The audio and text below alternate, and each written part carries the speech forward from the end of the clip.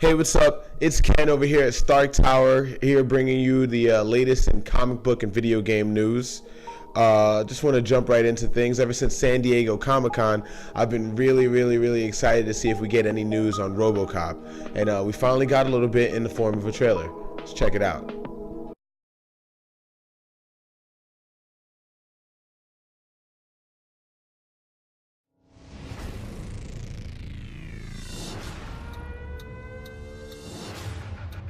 You ready? This Detective Alex Murphy and Officer down. We are on the eve of a technological revolution. We need to give Americans a figure they can rally behind. Give you mom a kiss. Hi, baby. Too slow, boy.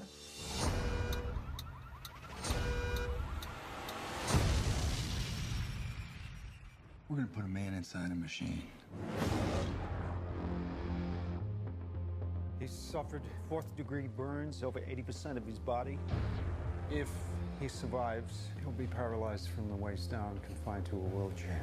You say you can save him, but what does that mean? What kind of life will he have? What kind of suit is this? It's not a suit, it's you. What the hell did you do to me? Make him more tactical, make him look, let's go with black.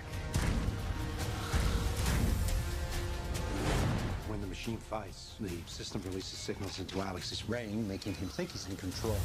But he's not. It's the illusion of free will. I've selected 13 targets, all wanted for murder. This is the future of American justice.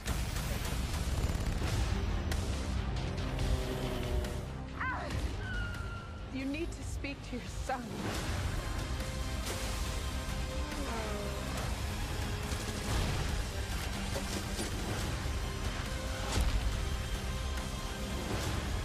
Somehow, he's overriding the system's priorities.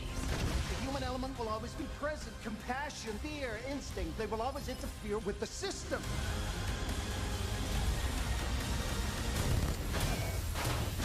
Dead or alive, you're coming with me.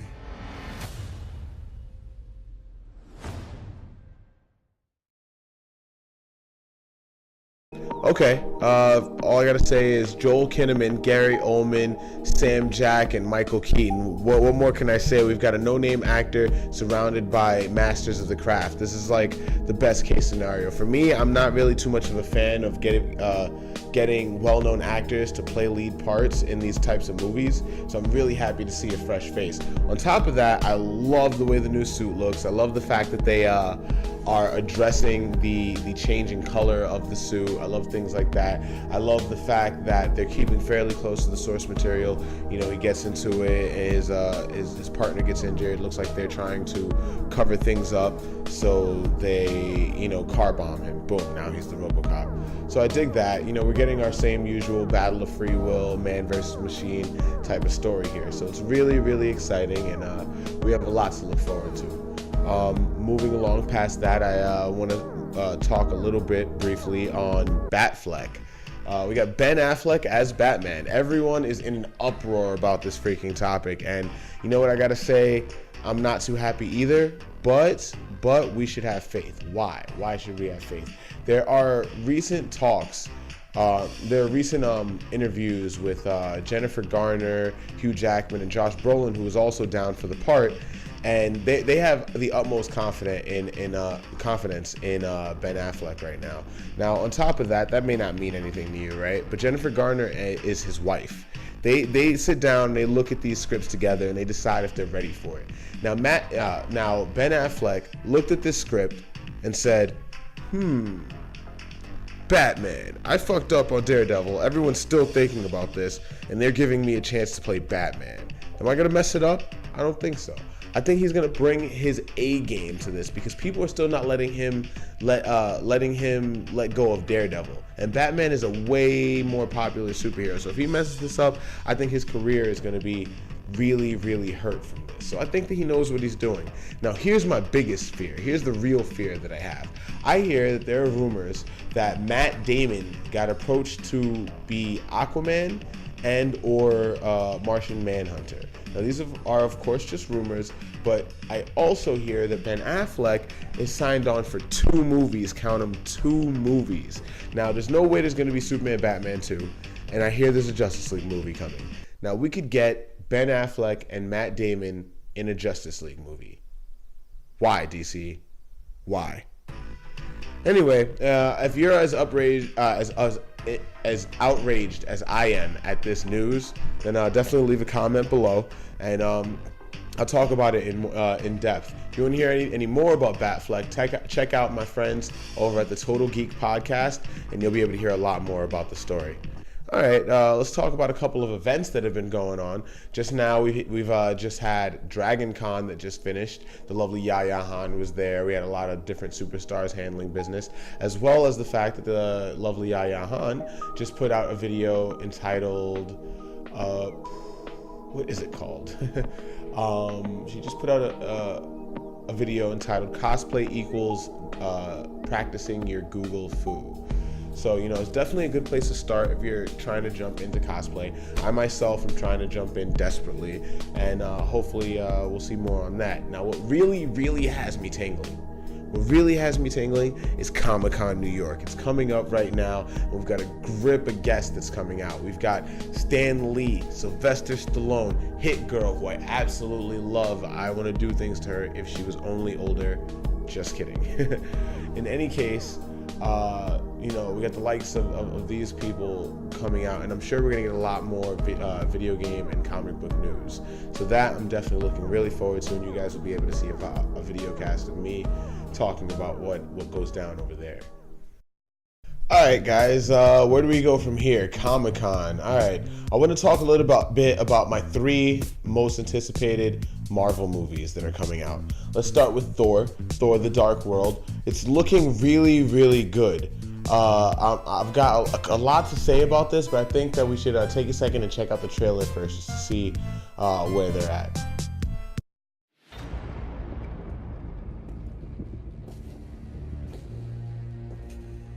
After all this time, now you come to visit me, brother.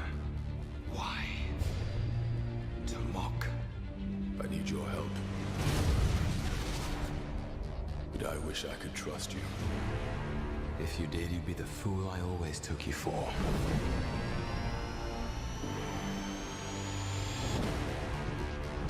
Some believe that before the universe, there was nothing. They're wrong. There was darkness, and it has survived. What's gonna happen?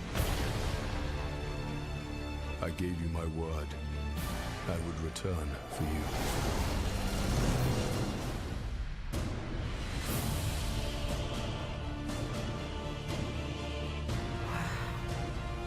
You face an enemy, known only to a few. Known only to one. You must be truly desperate to come to me for help. If we do nothing, they will destroy us. You even think about betraying him. And I'll kill you. That was from New York. I like her.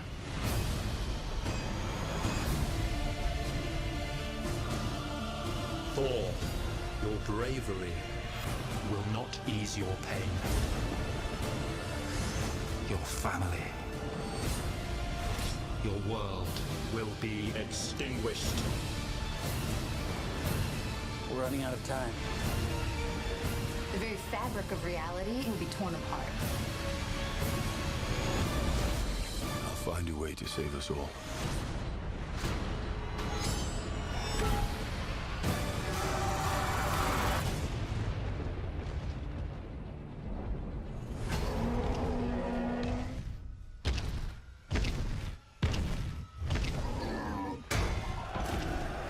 All yours.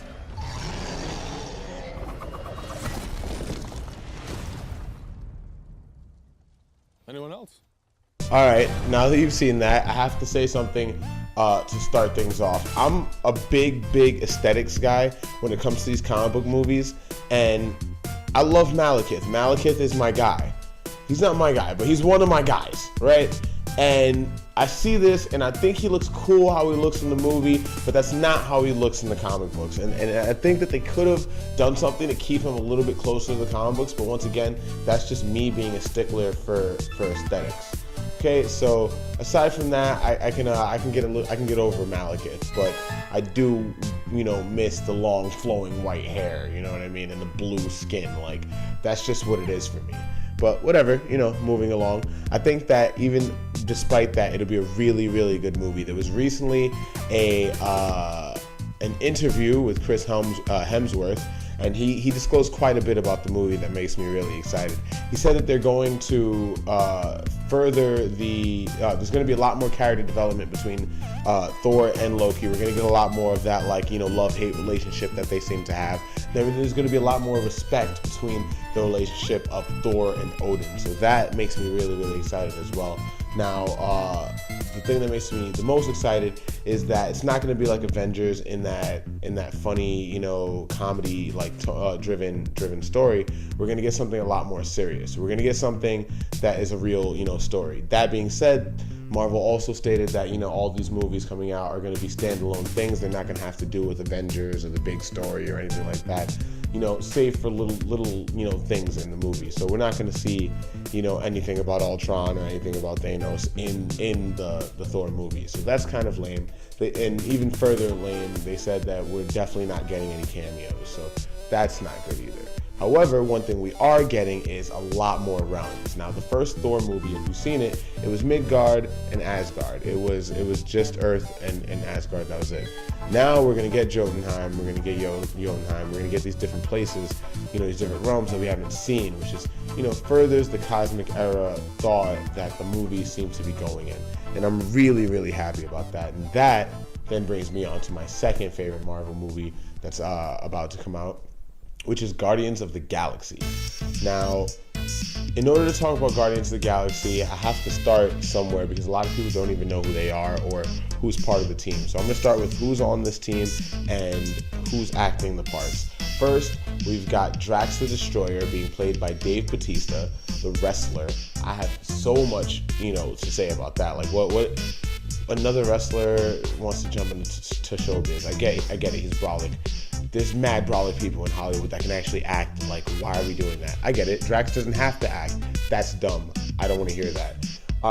Moving along, after that, we've got Gamora, played by the lovely, lovely little Zoe Saldana. I love her so much, I can't even say words. Then we've got Star-Lord being played by Chris Pratt. He hasn't had a lot of giant roles in movies, but he does do a decent job in Parks and Recreation, and he seems really, really enthused about the part. So, we have a lot to look forward for that. Now, the next two sparked the biggest controversy to me.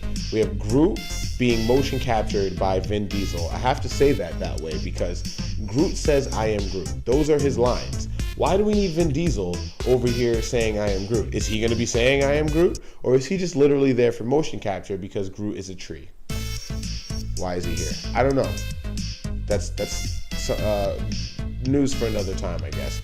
There's also rumors from him that he might also be another Marvel character. So, we can definitely look forward to Vin Diesel in another Marvel movie, which is really, really, really disappointing if you ask me. But whatever. Lastly, we have Rocket Raccoon being voiced by Bradley Cooper. I hear he's a good impressionist, but I feel like Rocket Raccoon is Scottish. I play Marvel vs. Capcom, and he's Scottish.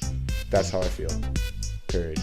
Now, this all being said, I am still really excited about this movie because I feel like not enough people know about this franchise, and because of that, the writers will be very free to do what they want. They won't have to worry about the fanboys coming out and being like, "That's not how it was," because most people don't even know how the fuck it was. And on top of that, we have a Guardians story coming out now, so it'll get more people into the comics.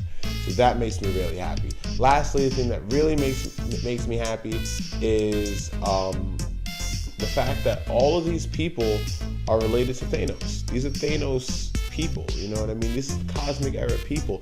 These guys, this movie will most likely be a tidbit in the way of Avengers 3, giving us things for Avengers 3, setting us up for that. Not to mention, Ronan the Accuser and the Kree, which are big bad guys in the Marvel U. These are bad guys we see all the freaking time, and for them to be introduced now is so great. If they do it right, it will be glorious. Enough said. That's pretty much all I have to say about that. Now, to end the Marvel movie talk, I definitely want to talk about what I think is going to be the number one motherfucking movie in Marvel history, if you will. And a lot of people will find this quite controversial. But once again, since San Diego Comic-Con, I saw the panel for X-Men Days of Future Past, and I was sold. The writers said themselves that they were going to stick to the source material, and I will be watching. Trust me, I will be watching to make sure that they stick to that. I just started rereading Days of Future Past, and I'm really stoked. Seeing the entire cast from the old X-Men movies and Last Stand coming together is a huge thing to me. Seeing those 13 guys, huge thing to me. Now, we're getting exactly what we've always wanted. We're getting Colossus being grown up again, a real Colossus. We're getting Bishop in a movie, and we're getting X-Men versus Giant Sentinels. What more do you need? That's all you need, period. So, that has me really excited. On top of that, I think this is very clear that this means that they're going to reboot the entire series. This is just a start over for them so that we can expect way more X-Men movies. Also, they said that Charles Xavier being back, the reason why that's happening is in a direct continuation of Last Stand, the third installment of the X-Men franchise, where at the end of the movie, spoiler alert if you haven't seen it, Charles Xavier, who had died, transfers his consciousness into another body. They, quote-unquote, said that he transferred his mind into another body and then manifested his body around it. I assume that means that he makes everyone else see him as Xavier. So I guess that's what it is. That's what we get. I'm not happy about that, but I'm also not mad. So I think we have a lot to look forward to. One last thing I have to say, I am a little mad about all of our Trask being played by Peter Dinklage. I love Peter Dinklage. I am a huge Game of Thrones fan, Stark all day. However, Bolivar Trask is not a little person. I have nothing against little people. He's not a little person. Aesthetics, can't do it. It is what it is. Alright, so let's move right along. Let's get down to real comic books. Forget those movies, those fake iterations of what we really want to see. Let's go on to the real comics. I'm not a huge fan of DC, so I'm not 100% up to date on the New 52. However, I do know that they're into the Trinity Wars and a lot of crazy things are happening. However, I am a huge Marvel fan, and right now I think this is the best time to jump into Marvel if you've never read comics, or if you have read comics but left and want to come back in. Why am I saying this? Because everything is going to shit. It's all being destroyed. Reality's in trouble, time's in trouble, Earth's in trouble, you name it, it's in trouble. It's happening right now. Right now there's two big events that's going on in Marvel. Marvel 616 has an event called Infinity, which has been growing ever since Avengers vs. X-Men. Spoiler alert for anyone who reads comic books. From this point on, I'm going to be talking about Infinity and Ultimate Universe's Hunger. So if you don't want to know what happens in those first issues, definitely fast forward from here on out. But I'm going to start with Infinity. I started reading after Avengers vs. X-Men Marvel Now. I started reading Avengers, Uncanny, and New Avengers, and I was thrown for a loop. I was like, what the fuck is happening? There is a lot of just randomness that has nothing to do with anything, just kind of happening. That's just, the X-Nihilus arc happened in like 4 issues, and then it was over. And it was like, what's happening? Now it has come full circle. It's all here now.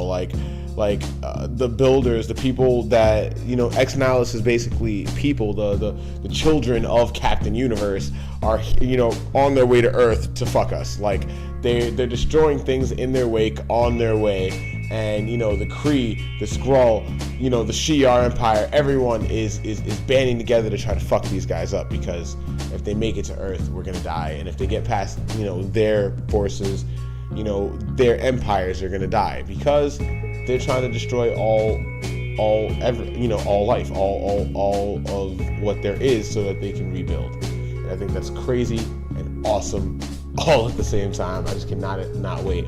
Now, what is the other side part to this fact in Infinity? While all this is happening, the Avengers have left the world to go deal with this threat, and Thanos, and the Black Order have found out that there are no Avengers on Earth. And so what are they going to do? They're going to slip in there and they're going to fuck shit up.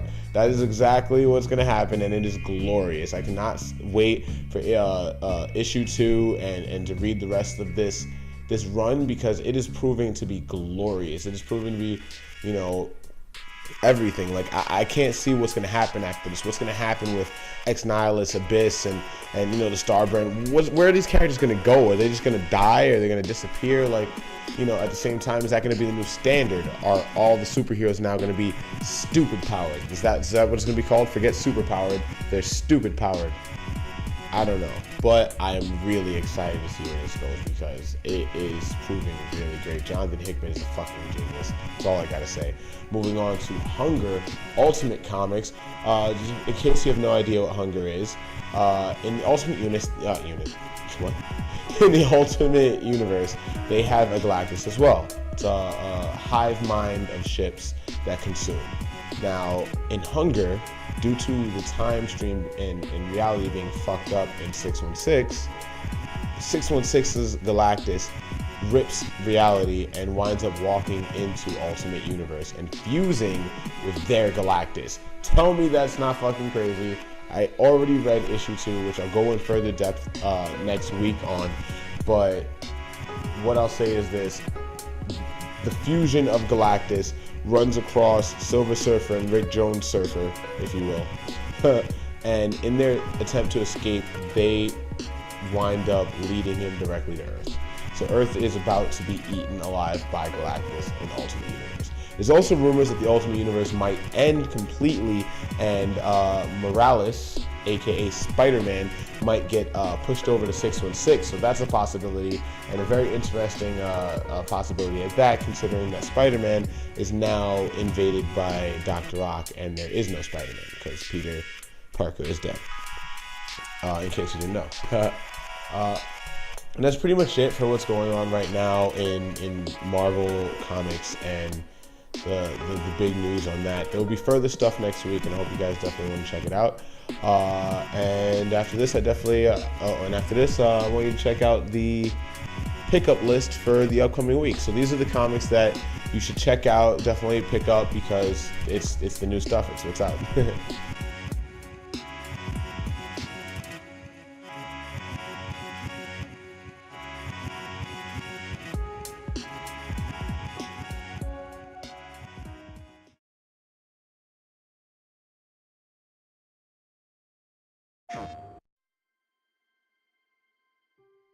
I was born with a strange gift. The ability to see what no human being has ever seen before.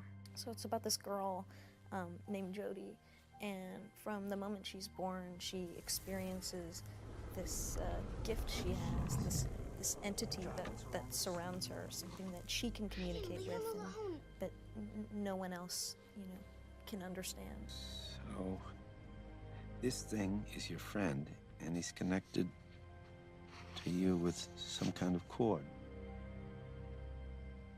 Is he here right now? And this entity, protects her and cares about her, but it also interferes with her life. It's the new me, and you might as well just give up, Aiden. This date is going on. So she has this love-hate relationship with this thing that is constantly surrounding her. Can you tell him to do something?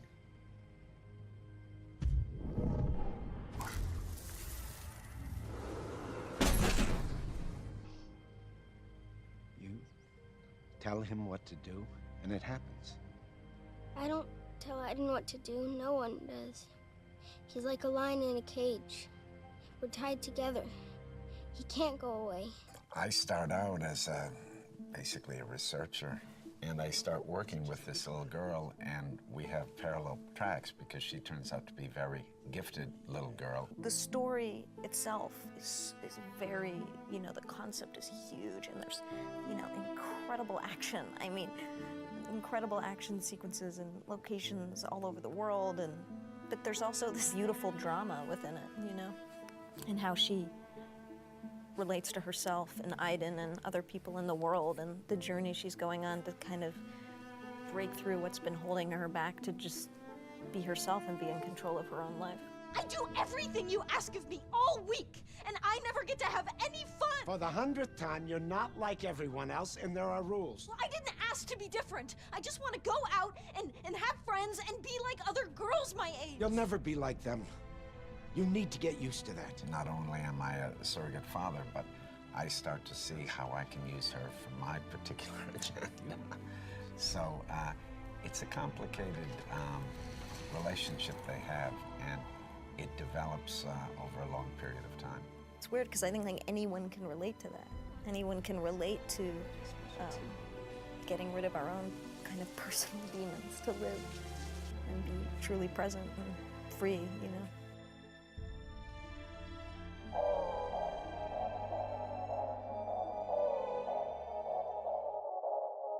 PlayStation.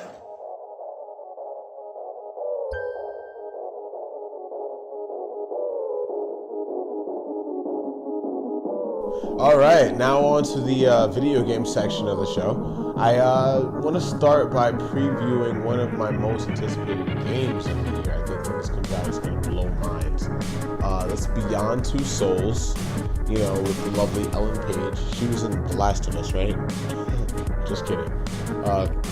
However, the lovely Ellen Page and Willem Dafoe, aka Green Goblin, are both going to be in the upcoming movie. It's practically a movie, right? In the upcoming game Beyond Two Souls. I'm really excited for this game. I've seen quite a bit, and my biggest fear when I first saw the trailer for this come out was that the gameplay was gonna fall short. Like, it looked like a big movie happening, and it's from the makers of Heavy Rain, and I wasn't a huge fan of that game. I felt like it was way too story driven, like there was not enough gameplay and just way too much story. And I'm a fan of Metal Gear Solid, so for me to say that, that's kind of heavy. So with that being said, they finally did come out with a trailer that did show a bit of gameplay, and it looks like the game is shaping up really, really good. Now, if you don't know anything about the game, it's about the life of this little girl, or this girl, Jodie, being played by Ellen Page, through the ages of 8 to 23. Now, it goes through her whole life, and throughout those ages of her life, she has a friend who's a disembodied voice for pretty much most of the game. You see that in the first trailer. Now, one of the things that intrigues me about this game is that it seems like you're going to have a lot of say in how the story progresses.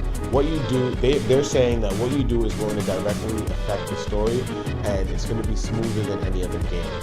You're going to do things and not realize that it's affecting the story. That's really cool, because it's going to add replay value, and it's going to make the game fantastic. So, you know, there's that. There's also the fact that this, you know, friend that she has, this disembodied person or thing, is also going to influence how the story progresses. So I think that that's a lot, you know, it's really good, and that's a lot to look forward to. So, you know, I'm just gonna have up a couple of trailers and some pictures of what's going down. And if you guys have any other questions, definitely leave it in the comments, and I'll answer all of them during question and answer section next week. Now, the review of the week that I want to talk about is a free MMO that came out a little while ago called Neverwinter. They made Neverwinter Nights. It's the makers of Dungeons and Dragons, and it's an MMO that I think is glorious. It's a fighting system similar to Raider Z, so it's action based. You know, clicks will give you combos. There's combos to your spells and to your powers and whatnot. I'm level 42 control wizard, so you know, DPS, things like that. There's a lot of stuff going on with the game, and it's your standard MMO. You know, gather your quests, go out, get your profession, do your stuff that you do. You know, once you level cap, go out and do dailies, etc., etc., etc. However, one thing that I think sets this game apart from all other MMOs I think is great is the Foundry mode. Now, the Foundry mode allows you to make your own dungeon. So, say you get bored, you're level capped, and you've played the whole story out, you know what I mean? And you're tired of doing daily dungeons, like the same dungeons you've done all the time. You can literally go into Foundry mode and make your own dungeon with your own story, or play millions of people that are on the server's Foundry games. Now, on top of that, this game has a ton of content. Every day throughout the day, there are things going on. There's dungeon delves. You go on, and from this hour to this hour, if you're in a dungeon, you'll get a special chest will open. We'll get that gives you better loot. You know, there's always incentives to play, and it's not play to win. Anything that you can, pay to win. Anything that you can buy money for, you can pay money for, you can buy in an auction house for Astro Diamonds, which is the currency you get from doing dailies.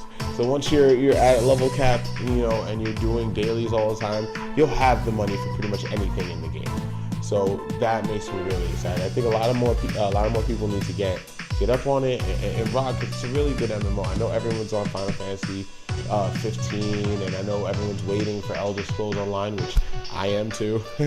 But it's just something that's really good to pass the time that doesn't cost any money. So you should definitely come and check it out. I'm level 42. My squad of people are 45 and higher. So come join the guild, and we'll go questing together. All right. After Neverwinter, what do I want to talk about? Oh, okay. I need a little bit of reference for this, so you're gonna have to give me a second. I want to go into the PS4 and the Xbox One. I'm not going to go into all the things that they offer and everything they have and they said in their conferences, because I feel like you guys already know about all of this. But what I will talk about is exclusives. I'm a Sony guy. I'm buying Sony first day. I'm also getting the Xbox One first day, so that doesn't say much. However, I do promote Sony, and you guys got to check out this new trailer that just came out that shows you how the PS Vita and the Smart Glass and all that's going to be integrated. Take my money, Sony, please. Take my money. Check it out.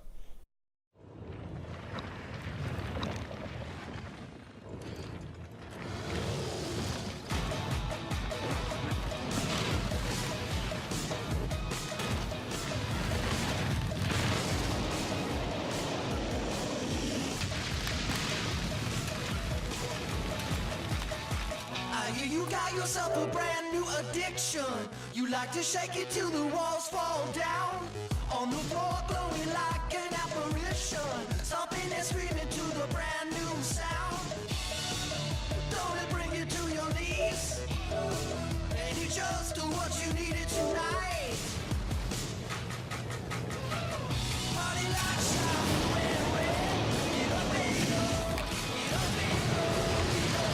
Keep jumping 'cause this feeling never ends. Solid gold, get up and go, get up. Maybe I'm the only one, but maybe it's the only night. So maybe while we're both still young, get up and go, get up and go, get up.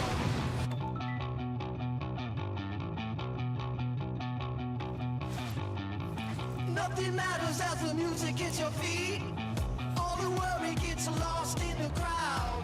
We got the sound so loud and so sweet. Oh, keep on shaking it for me. Oh, come and bring it to your knees. Ain't it just what you needed? Party like shine, blue and red.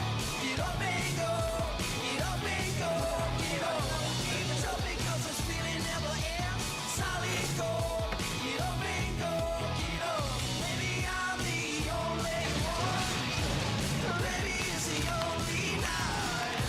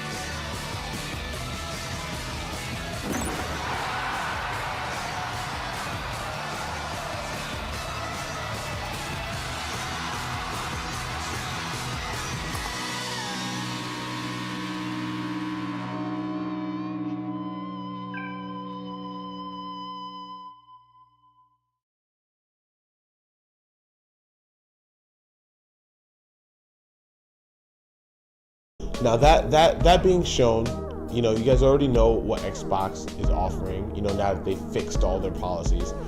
But that being shown, I have to say that I'm now excited about the Xbox One. They've got, in my opinion, more and better exclusives than Sony does, and it's painful to say. You know, they've got Rise, they've got Titanfall, they've got Killer Instinct, they've got what else do we have here? They have a grip of games. Like they've got a new Halo coming out. There's a large like amount of games that are exclusive coming out for that system, and I think that the people that just write off Xbox, you know, I was one of them.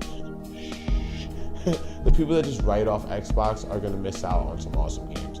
And you know, during the reviews of the conferences and the consoles and all this stuff, people were saying a lot of things, and one of the things that I heard said a lot was it's going to come down to the games. And right now, as much as it pains me to say, Xbox has the games.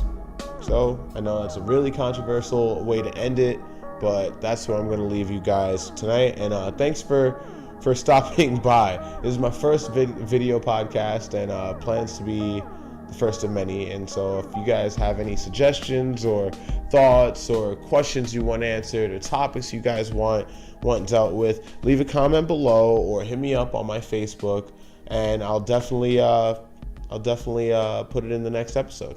All right, thanks a lot. And this is live at Stark Tower or Avengers Tower. All right, peace.